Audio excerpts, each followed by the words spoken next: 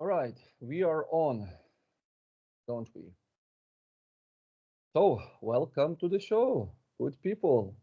We are on the show number 17, episode 17. The Essentialists, myself, and Sir Levi McWhort are talking about kettlebells and beyond kettlebells. And today we have some sizzling, like it's already bacon. Just need to add some eggs and you have a perfect breakfast. Okay, topic for you. So without further ado, Levi, please take the mic. Sure. I was talking with Michael here before we started, and um, just some questions that I was getting personally on some of my content on social media that I had posted this last week, and bringing it up and talking about it, not uh,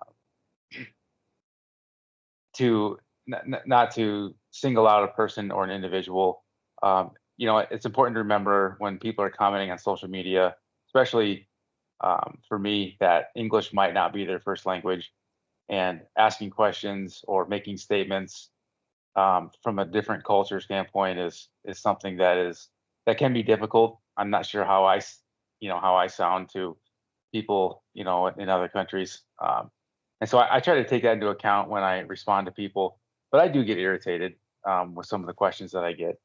And there was a couple of statements made, but I read them as questions. And the first one was um, that we decided we would talk about tonight was I had done a long set, 12 and a half minutes with two 26 kg bells. It was one swing, one half snatch, and one long cycle every 15 seconds. So the point to me was, you know, Michael and I had talked a while ago after the last competition I did, and what my next goal was going to be, and things like that. And I didn't know what I was going to do, but all I do know what I'm doing is I don't want to lose what I've gained. I worked too hard to lose, the effort it took to get to the master sport at the competition. And so um, all I know is that I'm still working on longer sets and working on my conditioning and working on my grip strength. And so a swing, half snatch, long cycle was on the schedule. Once a week, I try to go long sets like that. And so um, the question then, or the statement, ended up being, why is my swing low? Or I thought a swing had to be chest high for it to count, or something along those lines. I don't have the question in front of me or the statement in front of me, but it had to do with the swing height. And I guess I read those statements or those questions as um, maybe someone not wanting to know why, but maybe telling me why I'm wrong or bad or incorrect in my methods. And so just to talk about, not to be sensitive over something as silly as a comment online, but to talk about, why am I swinging low, or does a swing have to be a certain height for it to quote unquote count? And so that was the first topic, or the first statement. I don't know. Do you want me to go ahead and respond how I would respond, or do you want to start, Michael? No, no, no. Be my guest. You can just respond, then we'll move to the next. Okay. So in my opinion, the swing doesn't matter. Um, I'm not a practitioner of the hardstyle method. I put no emphasis on swinging as a movement. To me, it is a supplemental exercise to work my grip and to get an extra hinge in. I very rarely use swings um, as a standalone exercise, and so my point for this set, for going over 12 minutes, was simply to get an additional hinge in, so I wasn't sitting in rack for too long at each time, and to work on my grip, which is my main weakness. And so it was just, the swing was simply there as an accessory. I don't carry, or I didn't care that it was chest high, simply because I was going overhead 100 times between jerks and snatching. And so I wasn't worried about how high my swing was, because that wasn't the point of the exercise. And so I don't put an emphasis on swings. If a swing is a big part of your training, awesome. If you want to use hardstyle methods as your main training mode, awesome. You know, they may be the correct methods to get you closer to your goals, and that's what you should focus on. I guess if you see somebody doing something different than you, there's probably a reason why they're doing something different than you. And maybe it's a better way to facilitate a conversation by asking questions as opposed to making statements, or seeking out from others, why might somebody do this, or why is their way different than my way, or things like that. Yeah, I'll pick up on the question and then I'll give my 2 cents. So yeah, guys, whoever is listening, here is a beautiful way to make friends. I'm now being absolutely serious and honest, and really to get answers. If you want to expand yourself, all right, and this is what I do, and I've learned it the hard way somewhere down the road. The proper way to ask questions, if you're addressing a person, is to ask the following: I see you swinging. For example, if I were to approach Levi now, okay, I see your swinging are lower. What's the biomechanical reason behind that? What your swings is giving you? And then I promise you, you have a great conversation, a meaningful conversation with the person who will explain. Because unless you're talking to a complete asshole that doesn't understand what the fuck he's doing, and these are true, but what can we do? You'll get a great answer. And trust me, you'll make friends, all right, and people down the road that you can really talk to, all right, and even live in the gym. So these questions, don't whatever, drop them. Now let's talk about the swing as a swing. So first, it was marketed because there needed to be some definition. Otherwise, how can I differentiate my system, right? It's like if all basketball players were wearing the same T-shirt, there won't be a basketball, because we're all the same team. Right? It's what the fuck, okay? But you have different T-shirts. So swing was, first of all, somewhere initiated as a chest level. Second, all right, and now this is marketing, is fine, all right? Let's talk about the physics and the biomechanics. To put a heavy bell on a chest level, you need to really exert some serious force, and it is a very serious game, okay? It is an athletic effort. However, all right, this is only if you want to practice this fast sport, this fast force exertion, all right? And this is fine. However, if a complementary move to the overall practice of your discipline, there is no way for the bell to get the chest level, because if you do sport, chest level, okay, is basically where we initiate the high pull and hand insertion to snatch, all right? But we need to understand the disciplines, because in Olympic weightlifting, deadlifting is not existing. It's a complementary move that will, okay, that makes my clean, okay, my acceleration of a barbell stronger, faster, better. Because if I can deadlift 400 kilos, I probably can clean 300, right? Because I'll be strong enough. So this is the reason.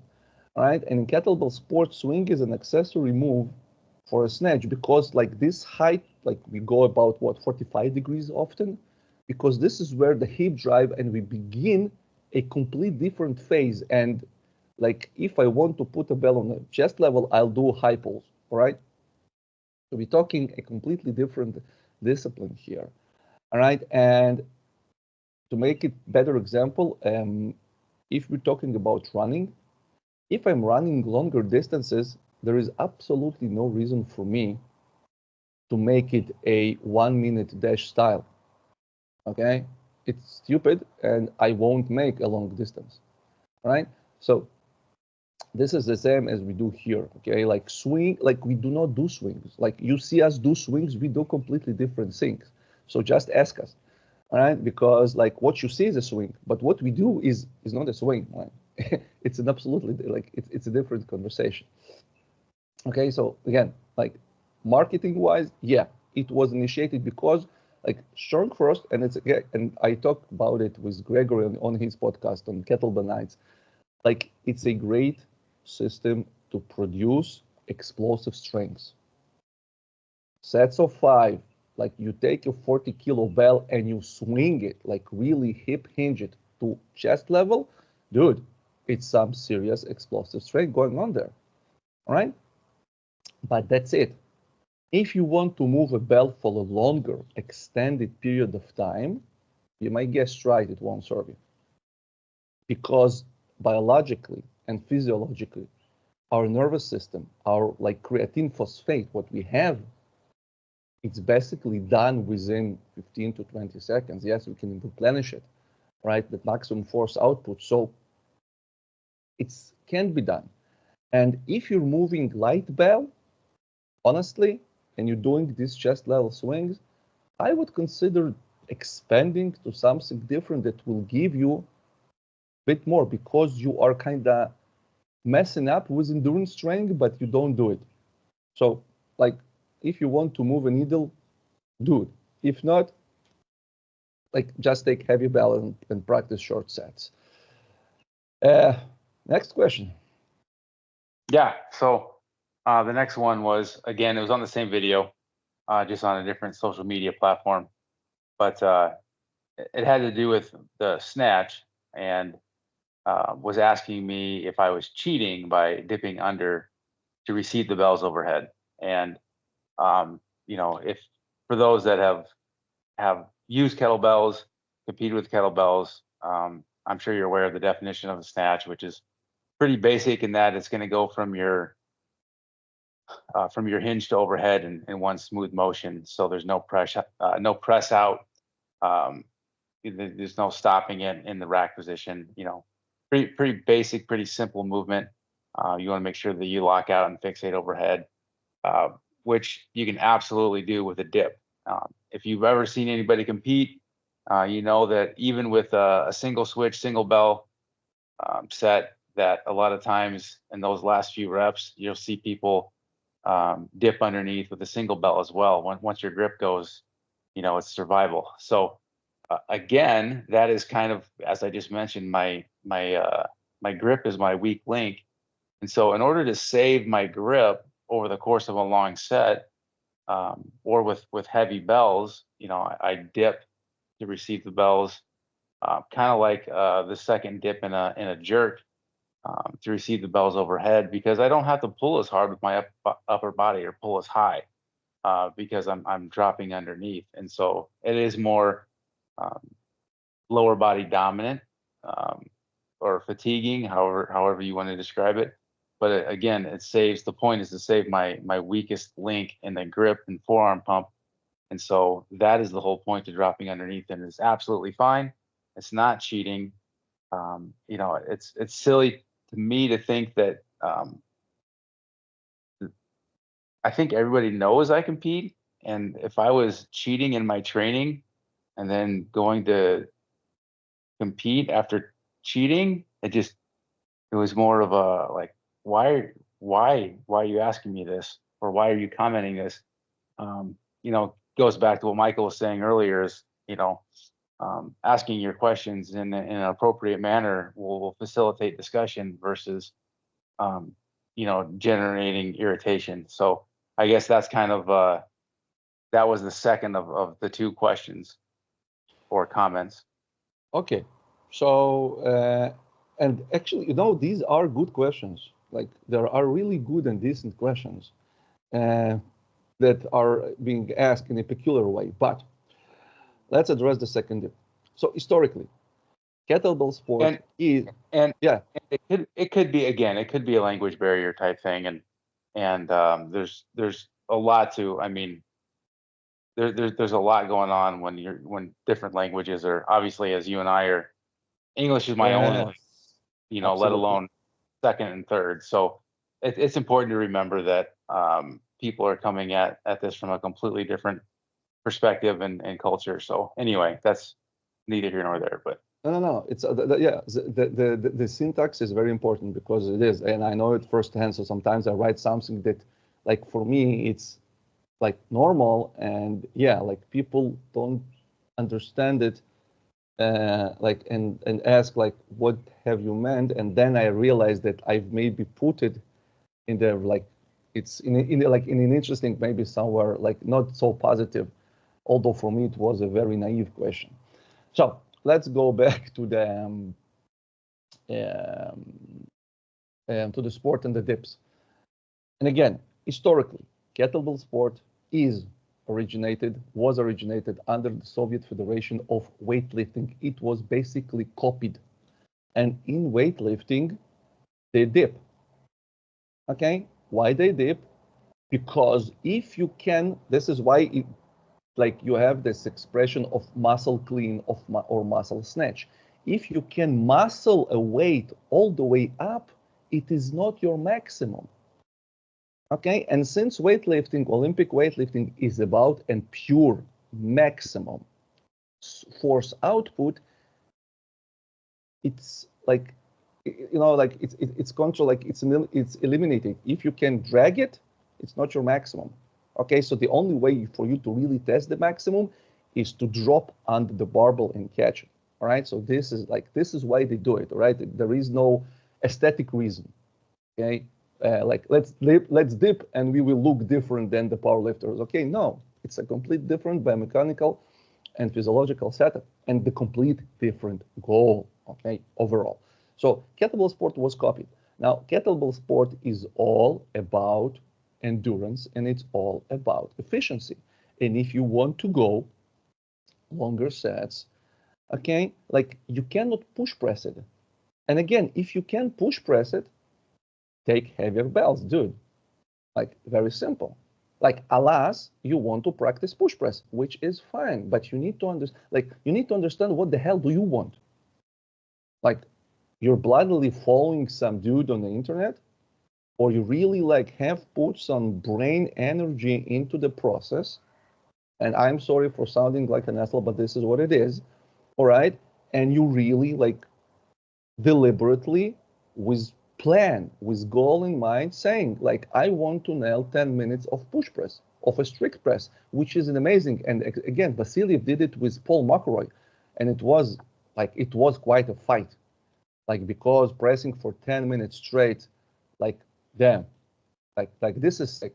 Like among everything that we've done, okay, this is yeah, the sickest, I believe. Like this is the sickest. This is the absolute worst, right? Like I believe worse than this is doing like squat and press. yeah, like but like these, like this is the feat of strength. And please know that Vasiliev like jerks and he works as a professional athlete with not twice as much, but with 1/3 of the weight. Okay, so we need to understand the scaling down. Okay, and he made it and he grinded with the 24s that are for him in a sport style as like almost like for us, like what, 12, 16, 20 kilos. All right, it's nothing. Um, Second thing, um, dipping and cheating. So yeah, you need to understand like the sport. Yes, and the second, you need to be very well prioritized in what you do. Now, left context in kettlebell sport, you are judged for overhead fixation, like in Olympic weightlifting. All right, so we have this context here too. That's it. Okay, it's a legit sport with ranks, okay, with titles that is about, I believe, very soon to get into Olympics because people in the WKSF Federation are really doing the hard work to make it an Olympic sport.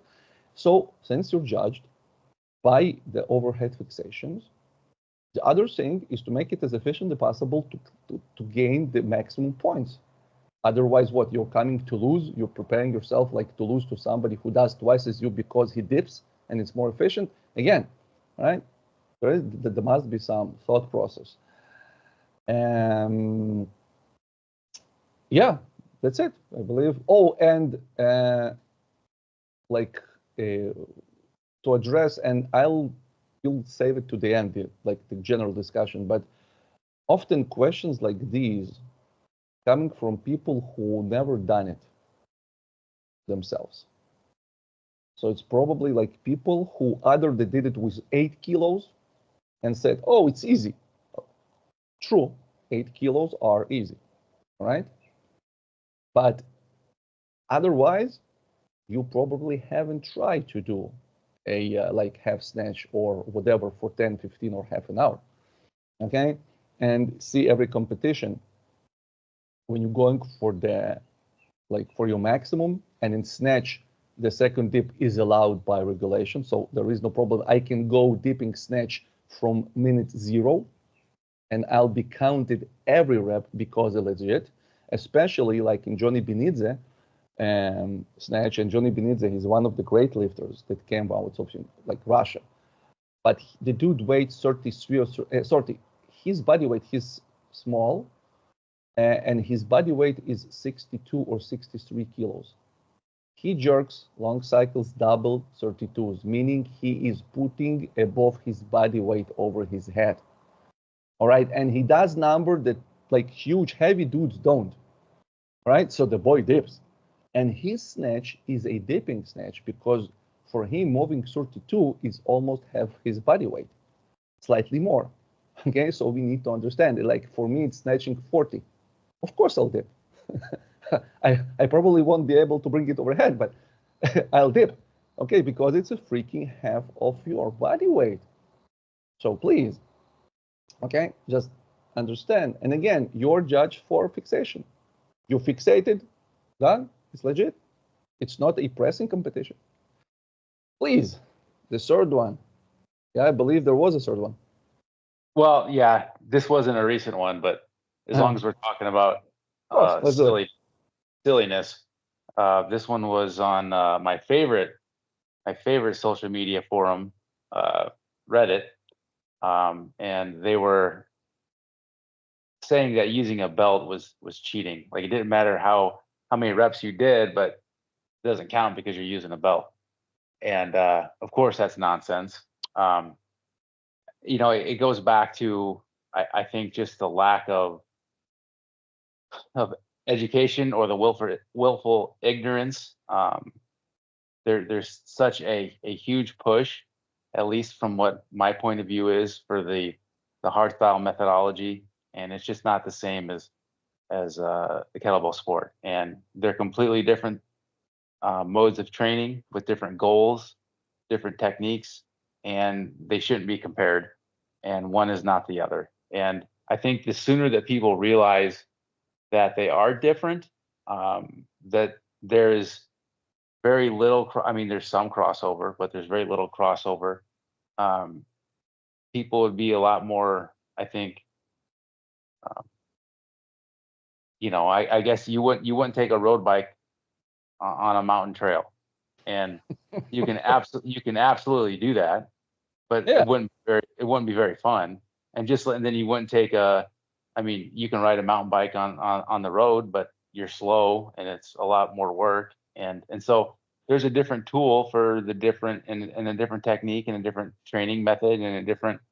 So I think, the sooner that we come to that realization that the two are not the same, one is not the other, I think it's a lot.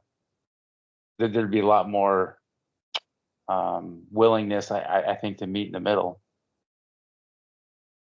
Yeah. So,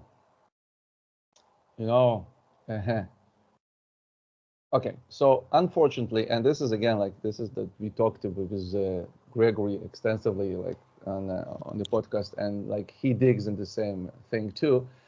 So unfortunately, kettlebell world is divided unnecessarily into the like hardstyle, and now where sport is gaining like more and more hype into kettlebell sport. And people blindly, blindly follow, they recite statements, and they recite quotes without really understanding what are they saying. And this is sad. So like for the questions like these, so like people, to me, it's coming of pure ignorance, and this is what I've said. Right, so it's absolute, and we've mentioned the American History X movie, which is an amazing movie. It tells our age, how old we are, but for the younger generation, please see it. It's a very, very good movie. Okay, so it spills a lot, like that shows you what is blindly, like absolutely blindly, when you shut your brain and you follow anybody. Okay, somebody, it doesn't matter. All right, it's not about, like Nazi or not Nazi followers. It's about the blind following when you're not, when you don't have your critical thinking in the first place. Okay, and how guy wakes up and begin to rethink and to re-understand, like who am I being led by? And so it is coming from arrogance, and it's very, very sad. It reminds me like the very old discussions, and now we all laugh about them, but then it was an issue back in the 80s, like, dude, where are your six packs? Okay, like, dude, where your chest? Like, what are you doing in the gym? All right, so like this was the same thing, but man, I'm like into powerlifting. I don't give a flying fuck about my abs and about my chest. Like, I want to pull the heaviest motherfucker there is there. So like, I'm totally fine with how I look. And there was like, like, you can't do what I do, which is fine.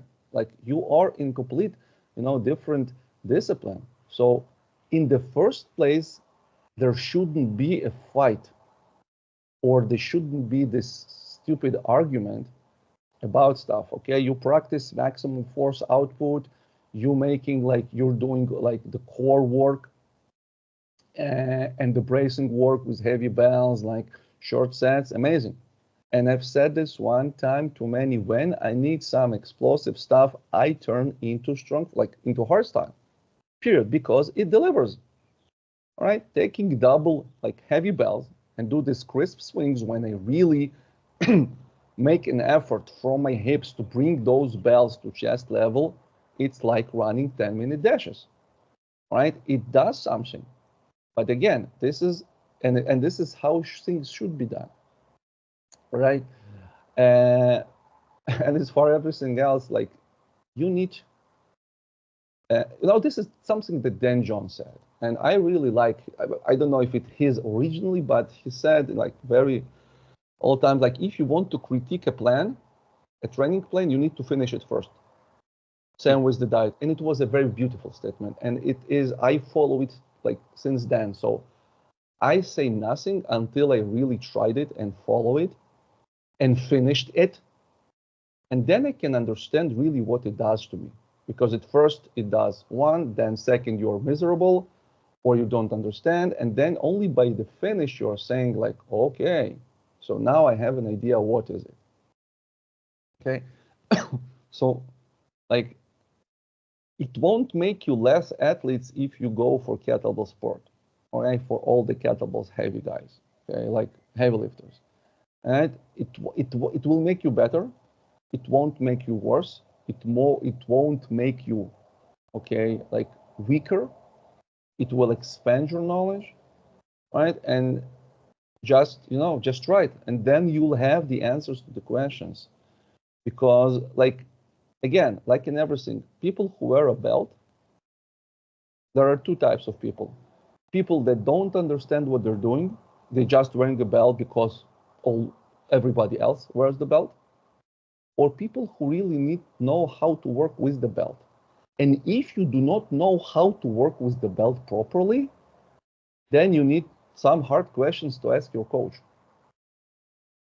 because you should have known how. And belt, it is an exercise, it's an accessory to be earned. If you're doing, like I'm talking barbells for a second now, like weightlifting is a must. Weightlifting shoes are a must because it's a complete different story. But weight belt, same as the mixed grip in the deadlift, must be earned. Because when you understand how your body works, then you can put a belt and work against it, right? Otherwise, it's like, stupid mockery. Okay, some dude does it, I'll do it too. Okay, so kettlebells, like belt and kettlebell sport is a completely different story, but it's not the time to expand on it. Okay, you use it for for leisure purposes of suffering a little bit less, not for and any like no type of a belt ever held any spine.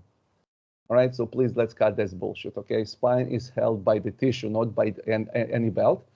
All right, so like please, like that's it. Like end of discussion, end of belt discussion. Okay, it serves some purposes. You need to understand what purposes are those and what type of the belts, but it's a complete episode.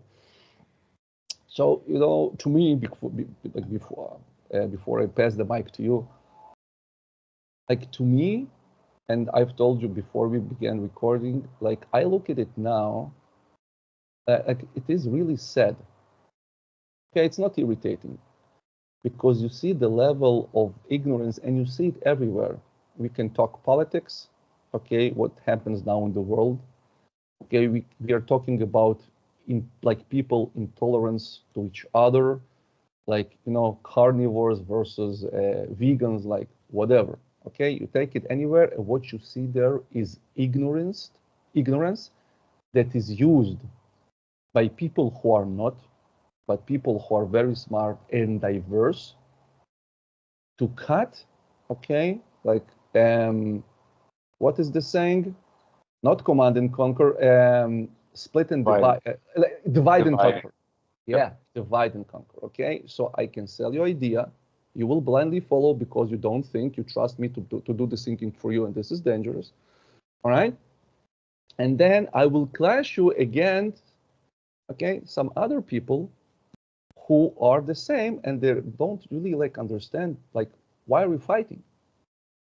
Okay, and like the good thing here is to pause and saying like, why am I even bothered by swings?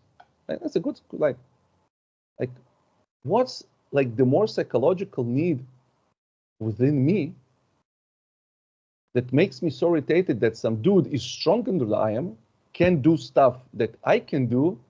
So what? I'll pick on his swings, on his belt, on his like not crisping the swing, and etc. Because these are the very like deep question. Why am I bothered by people who do something that I currently can't, okay, can do? So this is like the question that must be imposed. It's because otherwise it is really, really sad. Like, when you're young, you're stupid. You're supposed to be stupid because you're young. Okay, like it's an absolute must. Like it's a growing phases, like literally.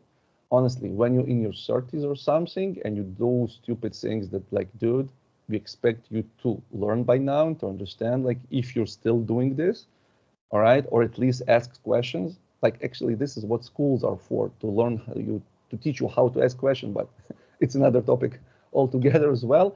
But when you're in your 40s, like man, it's sad. Like you need a hug, brother. Like really, because like I can like come on, like I buy you coffee or whatever. Let's sit, okay, and let's talk. Because somebody like really led you astray, coming to think or really seeing only these perimeters, and basically they were like robbing you from a very beautiful addition and expansion to your strengths, to your endurance, to your everything.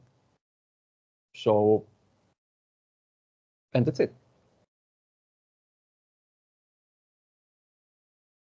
Okay, so, and again, these are all fine questions, but like again, to me, the bigger question is, what am I afraid of? Honestly,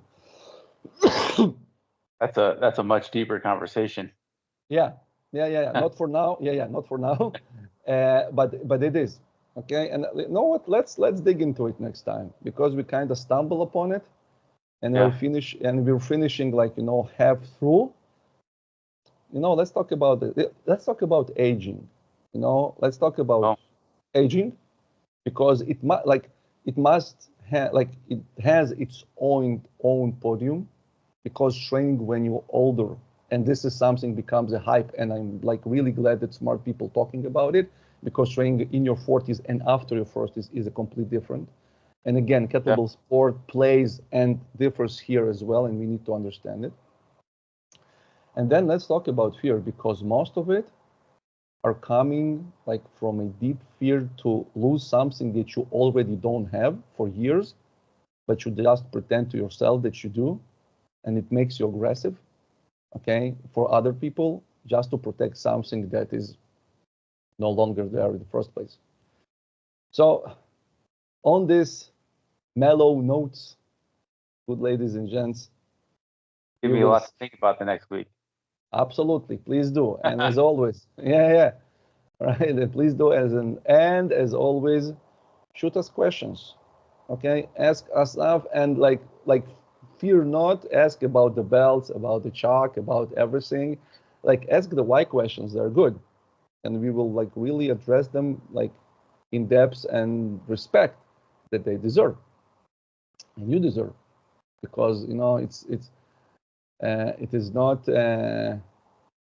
what is the saying, like it's not ignorance not to know, it's ignorance not to ask, something along these lines. So I'm very curious, and if I don't know something, actually I'm glad because I can expand, and I'm like happy, oh, I don't know that, like let's dig into it, okay, let's understand why people do it, right? That's it. Any last parting words on your behalf, my friend? No, it's bedtime here, so All right, fine. So on that, we will wish you good night for you people, whoever watching us, good night or good morning. And we will see you in the next episode.